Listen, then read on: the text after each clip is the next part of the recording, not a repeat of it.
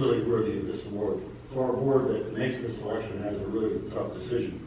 That responsibility is taken seriously by our selection committee. That committee is comprised of members of our CAS board of directors that carefully review, evaluate, discuss qualifications of each of the nominated candidates before making a final decision. The announcement of that decision was shared publicly in a virtual event we held earlier this year. Many of the nominations come from member societies, professional societies, corporate members, and others individuals, peer colleagues. Cornell University nominated this year's recipient. To introduce this year's recipient, Dr. Benjamin Houghton, Ronald Lynch Dean of College of Agricultural and Life Sciences and Cornell Professor of Ecology and Evolutionary Biology as well as Global Development. He's going to share some comments with us. He's not able to be here today, but he did send us a video that he wanted us to share introducing our 2020 Borlaug Cast Communication Award. So, please speak. As Dean of the College of Agriculture and Life Sciences, known as CALS, at Cornell University, I'm delighted to congratulate Martin Wiedmann, Professor of Food Microbiology and Food Safety, for winning the Borlaug Cast Communication Award. Congratulations, Martin. This is an incredibly well-deserved honor. I'm familiar with the work of many outstanding food and agricultural scientists and can say definitively that Martin is among the best researchers in his field, not only at Cornell in the United States, but worldwide. From food and energy systems to life sciences and environment to community vitality and economic well-being, CALS tackles the challenges of our time through purpose-driven science. And one of the many reasons Martin has been so successful in his career is because of his commitment to purpose-driven science. It's the heart of everything he does. As a food scientist, food safety is among the most important areas. It has tremendous potential. It needs leading science, and it needs to be communicated reliably to an array of stakeholders: the general public, farmers, producers, industry, processing facilities, and of course, policymakers. To best reach these audiences, Martin breaks down complex science into simple, digestible platforms. Now, I'll highlight a couple of notable areas to illustrate Martin's communication proficiency. As leader of CAL's Dairy Foods Extension Team, Martin has improved the quality of technical information shared with producers, helping New York State stand out as a leading producer in the U.S. And the most powerful example of Martin's impact comes through the COVID-19 pandemic. And as we know, the food industry was facing unprecedented challenges following the pandemic. With remarkable resolve and expediency, faculty and staff came together, led by Martin, to quickly organize a COVID-19 food safety response team. This team, in partnership with regulatory personnel, industry experts, took on the mission of helping the food industry with challenges posed by the COVID-19 pandemic. For example, using online communication platforms and tools, the team developed concise, science-based messaging about COVID-19 for the food industry and consumers, and providing guidance on implementing appropriate mitigation strategies. Now, aside from his incredible communication skills, Martin is an equally prolific scientist, educator, and mentor. Today, he has nearly 450 peer-reviewed publications in highly reputable scientific journals, and has graduated more than 60 master's and PhD students. Incredible.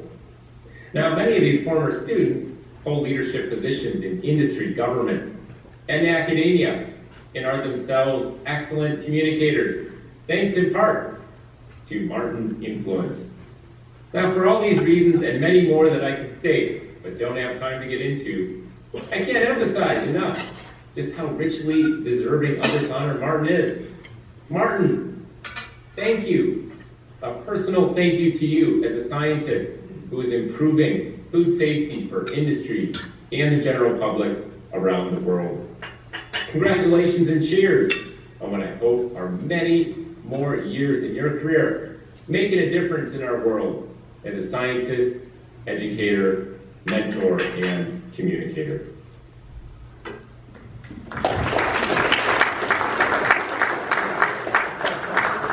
Dr. Wiedmann, if you would please come forward.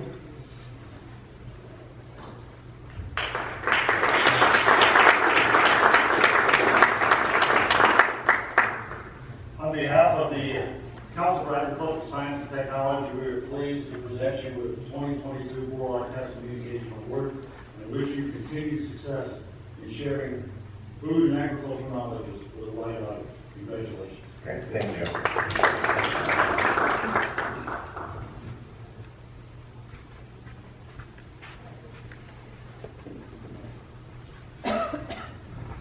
And now I'm going to turn the podium over to Dr. Wiedmann to share some insights on communication and food safety.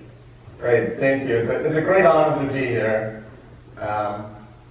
450 papers, that's a team effort. That's not me. That's what I make that very clear. We're extremely lucky, I think, in many universities, and we're particularly lucky at Cornell to get outstanding people, outstanding students, outstanding staff that work with us. That's what makes all of this possible. So, let's start with a little bit of background. As mentioned, I'm a father of a veterinarian. Now, how does that relate to why I'm here today? Veterinarians need to communicate. You are out in the field, you have a farmer, and you need to talk to them. You have an owner, and you need to talk to them. I'm lucky that I was trained in Germany for the young educators. All my exams were oral exams. I did not have a single written exam. 5 years oral exams. Nothing else that teaches you communication skills, because you don't just find the answer, you get pressed, you get questions, you get asked for clarification, etc. Any opportunity you have to get that sort of training, take it. It's invaluable. Both my parents were teachers. I was lucky. One of them was a biology teacher. My dad was a biology teacher, a botanist. My mom was a German teacher. Combine those two skill sets, really to communicate biology, the passion to communicate biology, was good enough to it. I'm fortunate I've lived in 2 countries, 2 continents. I think it teaches you something about understanding your audience, different audiences, and trying to figure out who your audience is. At the extension appointment, I work with industry and regulators. That's for New York, means the small cheesemaker makes cheese in a basement, one person next to a farm, to multinational companies, to New York senators that drive regulations. Having that diversity of audiences and being expected to communicate with all of them is a great training ground.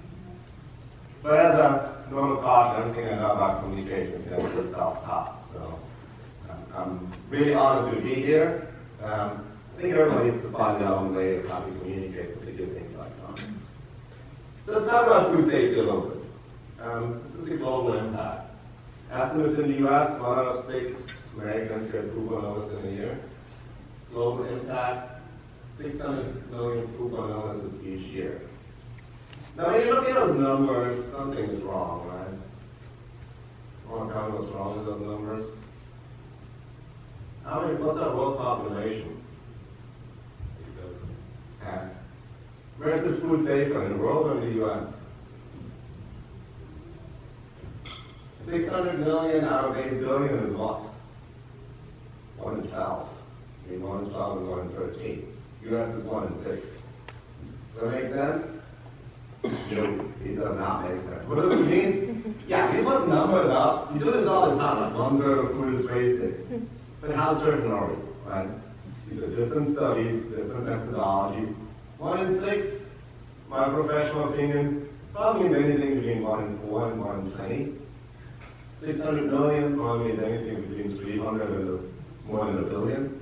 We are not that accurate. So one thing about science, we often like, science loves these numbers, science knows. No, science doesn't. There's uncertainty. We need to be clear about that, because otherwise someone says, hold on, USDA has always been telling us the U.S. food supply is the safest in the world. That doesn't make sense. The numbers don't support it. You need to be able to defend these numbers. I'm happy to see food safety here, because food security, particularly in a fragile world, includes food safety. Recognize that more and more. It's not just about enough food, not just about nutritious food. It's about feeling comfortable that your food is safe. That's very, very important. So let's take it down personal. So we don't have breakfast here, right? Anyone worry about the safety of the food down there? No? What's the least safe food without them in the refrigerator? Anyone have any thoughts? Raspberries are heard, yeah. That would probably, from a microbial perspective, I would tend to agree on that. I'm sure someone, Trojan's, is going to want to kill me there. Anyone have any other ideas? Melon, yeah. Anyone any other concerns, food safety-wise? Chicken? That is, but I'm not going to just put there for breakfast. Very specific. What's the decision making in the morning here? Anyone worried about bacon? No? A lot of time when I'm talking to people, it's actually food safety. You're a scientist and I eat the food and I get sick. You know, tomorrow, 5 days from now. Many people about food safety say hyper-processed food, bacon. That's also food safety for them. It's not what we consider as food safety, but them, that is part of food safety. So we need to realize when we talk to our audience, often they think differently. The words, the terminology is just very clear, like food safety. That means other things. It's like, how do I know when I eat the bacon, I'll get colon cancer in 30 years from now, right? Some people, that's what food safety is. You need to realize that, because otherwise, you talking here about food safety, and the audience is learning about the bacon there. There's a huge disconnect. Yeah. So one very, very important thing. So what does food safety mean to you? When you communicate, you need to understand your audience. You need to know what they mean, what they want to hear. Depends on where in the country, who you talk to. And be very, very different.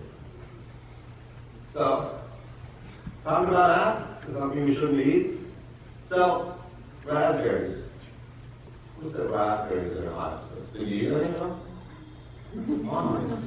So here we are, right? Here we are. The science tells us, correctly so, raspberries are the least safe one. What does he do? He eats the raspberries.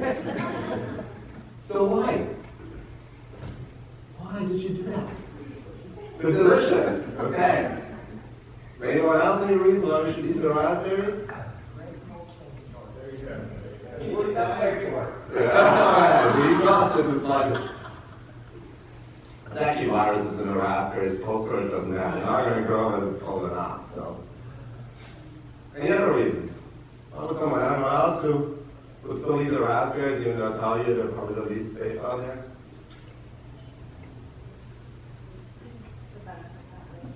Health benefits. Benefits outweigh the risks, right? So we all make our risk assessments. So what good is science? And the science tells you it's safe, and you still make another decision.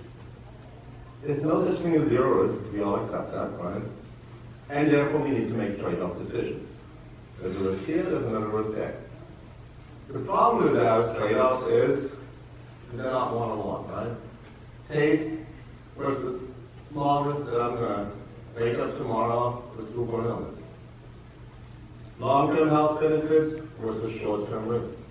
We all have to weigh that, and we all have to use the scientific knowledge to weigh that. That happens at the personal level. That happens at the government level, and at the large multinational level, very, very similar. So that makes the role of a scientist in communication very challenging, because it's not just about the scientific facts.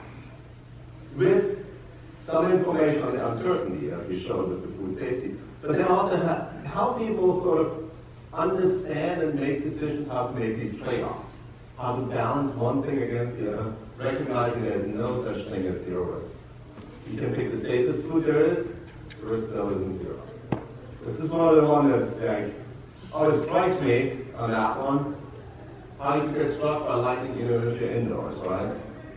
You think lightning, I go indoors, I'm safe. No. The risk might be small, but it's not zero. And that is something very, very important that we need to recognize when we communicate science. Then you're going to say, risk is zero, food is safe, you're on thin ice. And I think it was one of the things that COVID taught us, that we made some fairly definitive statements on scientists that later on we had to turn around, and we got caught with our pants down. That's a problem for scientific communicators. How about uncertainty? How about how sure you are? And I think one of the communication in the video talked about it, there's no absolute truth. It might be absolute truth, but we don't know. So everything's a trade-off. Right? So how do we communicate trade-offs? How do we deal with trade-offs? So what are some of the trade-offs when we talk about food safety? Safety versus taste. Safety, talking about acute illness safety, versus long-term health benefits. Okay? Fresh fruits and produce. What other trade-offs do we have? We make decisions every day on. Convenience, absolutely. What else? Price, very, very important. What else? What about our young scientists, agricultural educators? What else? When you buy food and you think about what food you eat, what else concerns you? Accessibility, yeah. What else? Shelf life? Why? Yeah. Anyone worry about something else? What was it? Taste? Yeah. Anyone worry about sustainability? How the food is grown?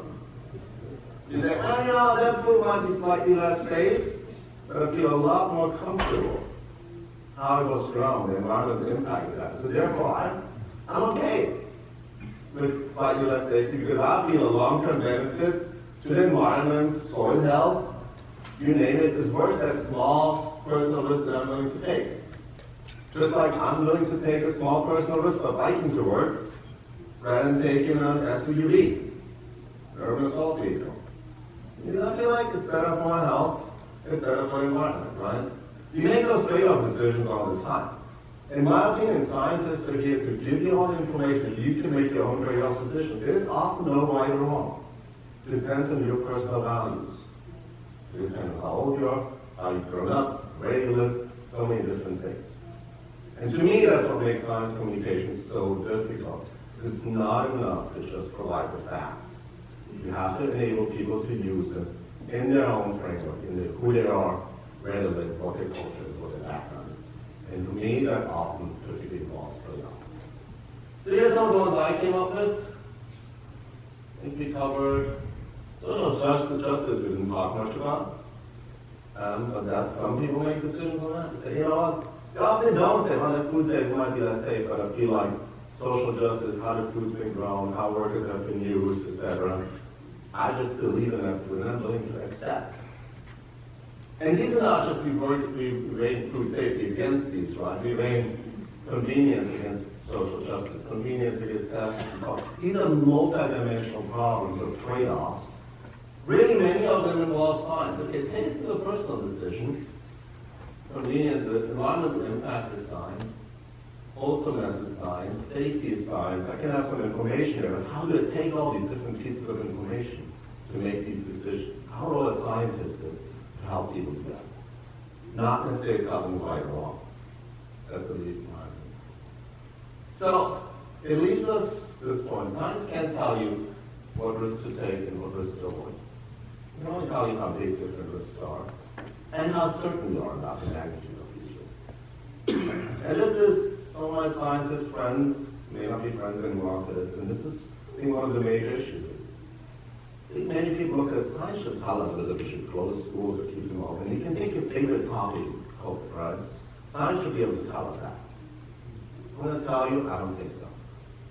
Science can tell us, ideally, science should be able to tell us, if you open the schools at a certain point in time, how many more COVID cases might we get? We have great models. How many people might die? It may also be able to tell us if we don't close the schools, what are some of the other unintended consequences? If we don't open the schools, what are some of the unintended consequences? Education, social isolation, we've all heard it. But then someone's going to make a trade-off decision. Yeah? Some people dying, a few people dying. Few people being sick, long-term consequences versus long-term consequences on a large number of kids with regard to their health, their well-being, their emotional well-being. How do you weigh that against each other? Can science tell you that?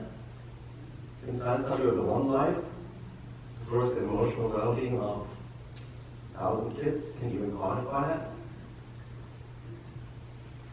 So when we look at science for answers, we need to realize in some of these difficult decisions, science often can't give us the answer. It can give us the key facts, and different people will come to different conclusions.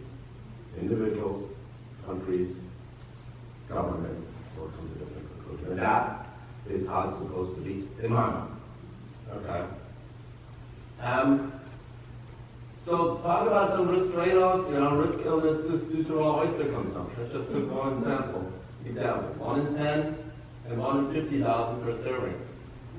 That's good risk communication. I'm not going to tell you raw oysters is 1 in 10. I give you a range. You eat raw oysters, there's a 10% chance that you're going to get sick under certain conditions. You're elderly, you have liver disease, blah, blah, blah, blah, blah. On the other hand, perfect world, your risk might be very low. Okay? That's good risk communication. And I'm also going to tell you if you cook them, you boil them, your risk goes down to 1 in 100 million. Now it's your decision to make what you're going to do. And someone might still say, but I'm still going to eat raw oysters because I like the taste.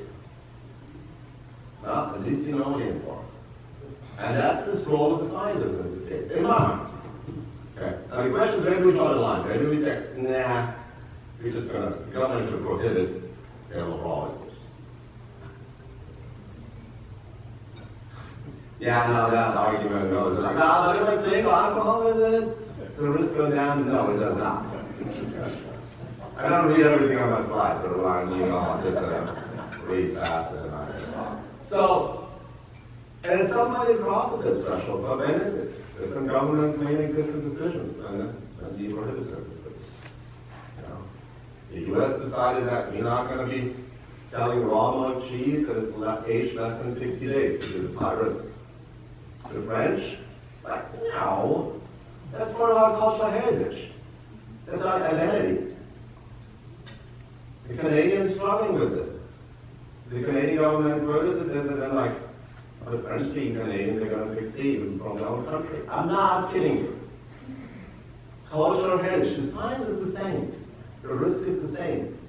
But the importance of having something, doing something, even if it's risky, to your identity as a person, as a country, as a culture, is huge.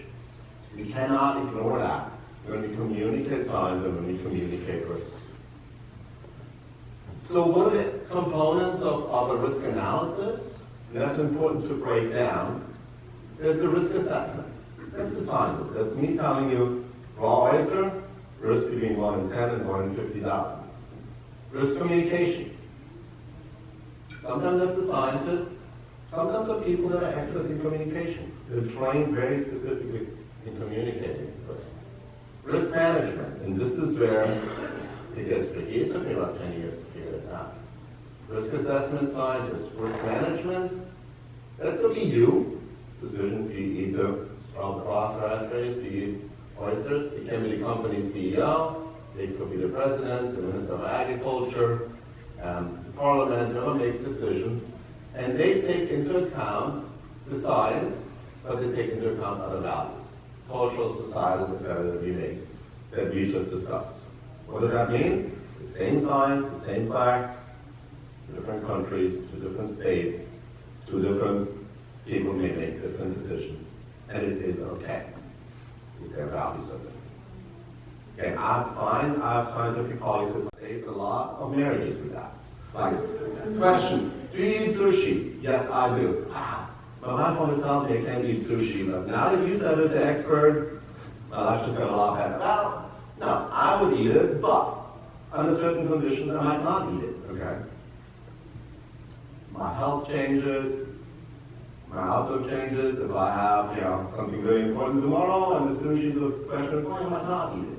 Right? But as I sit here today, with the sushi that's here, being who I am, I will eat it. If I had cancer therapy last month, no, I would not eat it. Same thing with companies. If I ran a company, we give you all the facts about COVID transmission. But what should we do? Should we reduce our shift size? Should we have fewer people on our shift to reduce the risk? Is that not? If I were to run your company, in your county, the COVID numbers that are there right now, I would do X. Okay. Now that's with a certain risk tolerance I have. You might have a different risk tolerance. You're a startup company versus an established company. Your risk tolerance, your view of risk changes. Okay? The value of your name is different. All that, but I will try to say, and I preface this, it's not me, it's scientists, this is me, the decision maker. If I were my company, if it were me, that's what I would do.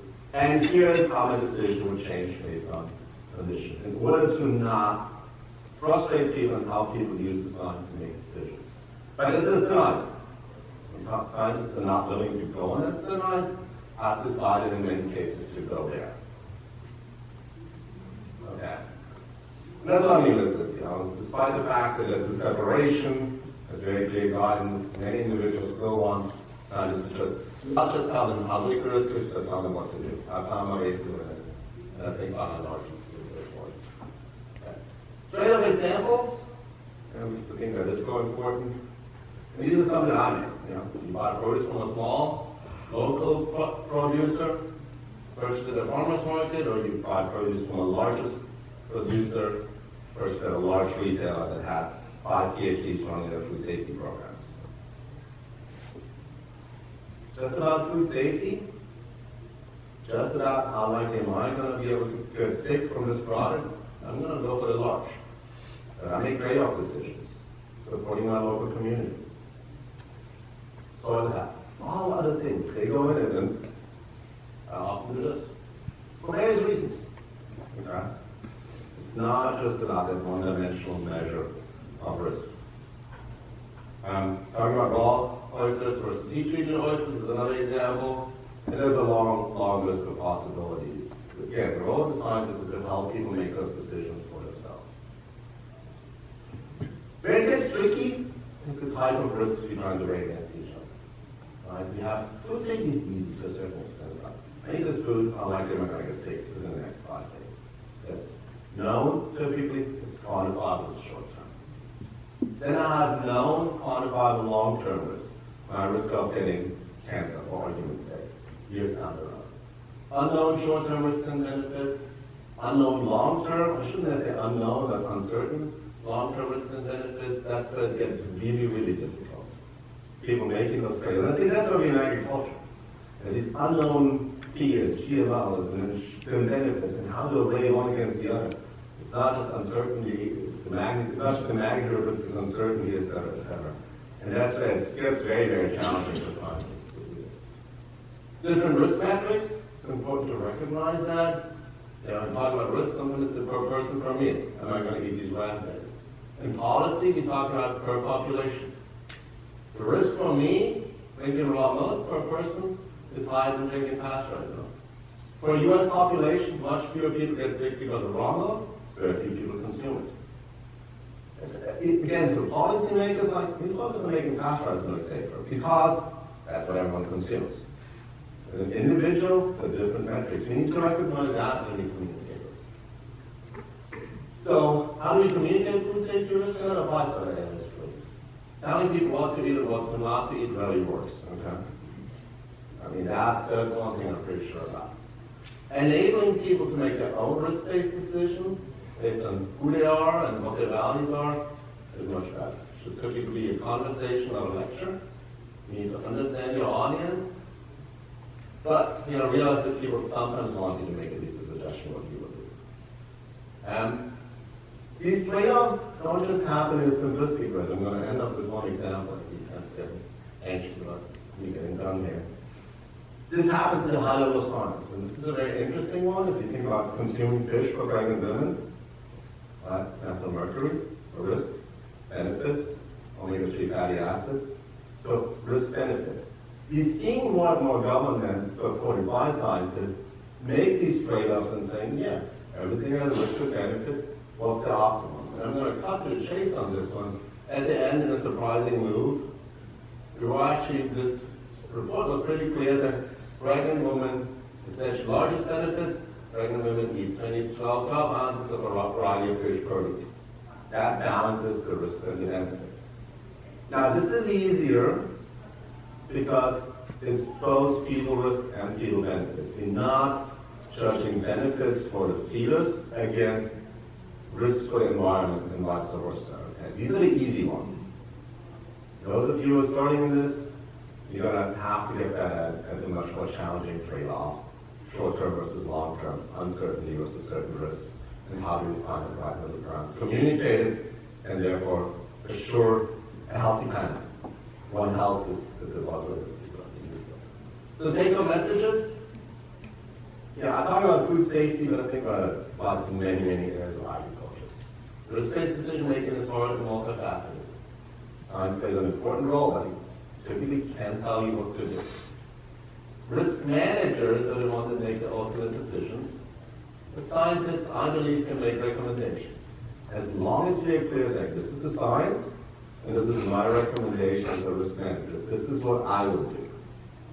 Okay, based on my values, my biases, my upbringing, and all of those other things, okay? Communication of risk is a two-way street. Communication of presentation, you need to understand your audience. And I'll hopefully show this as we move more and more into these risk trade-off decisions, it really helps if people have a numerical understanding of quantitative literacy. Because risks are about numbers. And I think math education, I'm going to put a plug in that, is going to become more and more important at the very basic level to be able to do this stuff. So I hope I've given you some useful ideas. I hope I've shown you a little bit how I try to communicate, and I hope some of you found something useful from this. Thank you very much.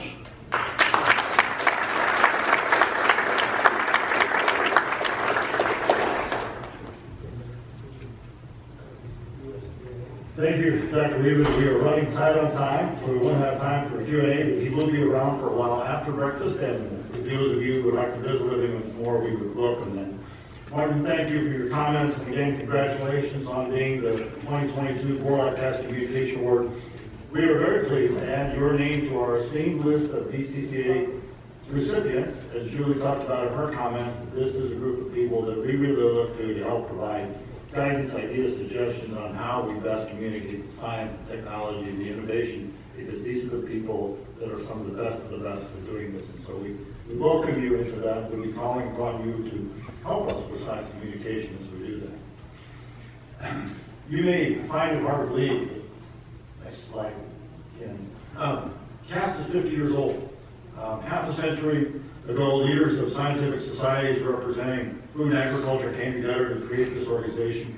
Next week, we'll be hosting the CAST annual meeting in Ames, Iowa, where the organization was first founded. We're looking forward to that and really celebrating these 50 years.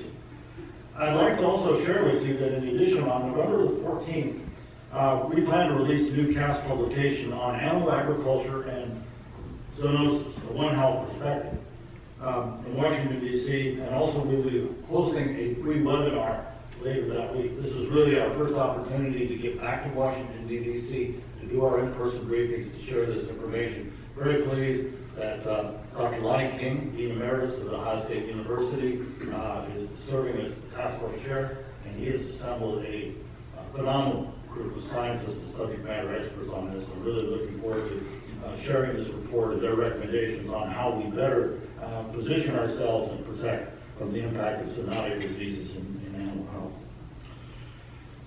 The nominations for the 2023 Borlaug Task Communication will be available soon on our website. We're anticipating on having that information up by the 1st of November, so that those of you sitting here today thinking about who should be recognized next have the opportunity to nominate someone. And we'll be putting out the call for nominations beginning in early November in hopes that next year, when this group meets, that we will again have the opportunity to recognize and celebrate an outstanding science communicator.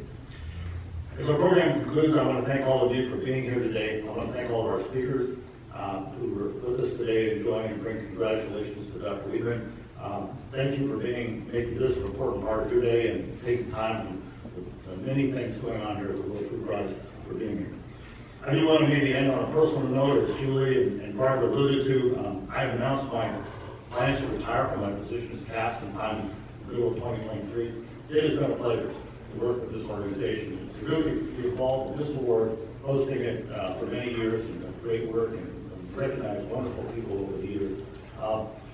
Help get the word out about somebody who you think would be a good candidate that the board of directors should consider as the next executive vice president and CEO of this organization. It's a great organization. I think we do important work, and most importantly, we work with some of the most dedicated, hardworking scientists who really, as Martin said, they're not only passionate about their science, but they also really care about how we communicate, how we bridge this kind of gap that exists between the folks who are doing the research and people who are often setting policies and forward direction. Again, our role is to inform, and how do we bring together the good information to help make the good decisions that Dr. Wiedmann talked about in his address. So again, thank you all for being here. Have a great day.